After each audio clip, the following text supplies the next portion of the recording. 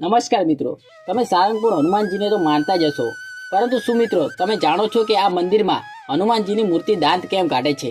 તો ચાલો મિત્રો જાણીએ.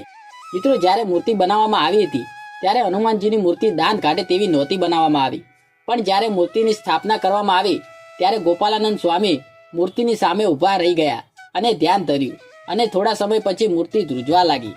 ત્યારે ગોપાલાનંદ સ્વામીનું ધ્યાન ભક્તોએ ભંગ કર્યું. ત્યારે ગોપાલાનંદ સ્વામી એટલું જ બોલ્યા, જો તમે ઘડીક સહન કર્યું હોત તો આ હનુમાનજીની મૂર્તિને મારે બોલાવી હતી કે આખી દુનિયાના કષ્ટ તમે હરજો.